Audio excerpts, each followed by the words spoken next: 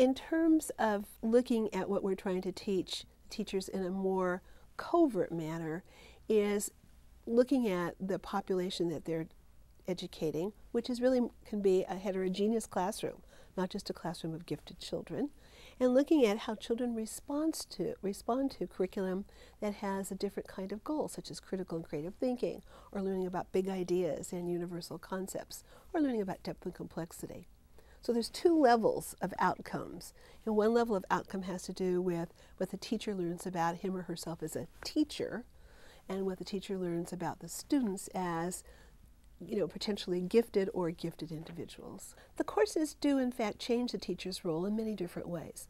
One is it changes the teacher's role in terms of moving away from lessons that are particularly scripted or prescribed to lessons that have a framework in which you put in subject matter that might in fact be more particularly responsive to the class subject matter and grade level that you're teaching. So it demands of the teacher to be more professional and more kind of involved in curriculum decision making. A second thing that I think becomes important is that it changes the teacher's role in terms of thinking about becoming a stimulus or a catalyst for thinking rather than the didactic manner of kind of giving all the information and waiting for some kind of response from children. And third of all, it changes your own perceptions of yourself as a teacher, because now you see yourself as somebody that can really be the stimulus for somebody else's thinking, that takes the teacher, him or herself, to a whole nother level of understanding. I mean, I've learned more from children's responses to the kinds of things that we've asked them than I even thought about myself. When we think about gifted education, oftentimes people think about it as very exclusive and a very elitist kind of way of dealing with a group of children. As some people have said, children who already have ability.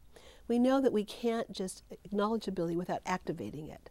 So what we're providing for gifted children is to really activate that ability that we recognize they have. But in doing so, as is true when we deal with any children that have special needs, we have a chance to learn from our interaction with the children with special needs what we can do to generalize that particular kind of curriculum to all other children.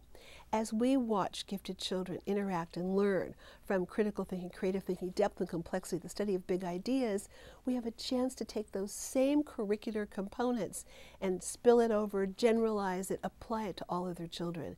In that sense, we allow all other kids to have the benefit of having experiences that gifted children need that would help them themselves. We are very interested in using gifted education as a way of spilling over, affecting, becoming a catalyst to uncover abilities among all learners.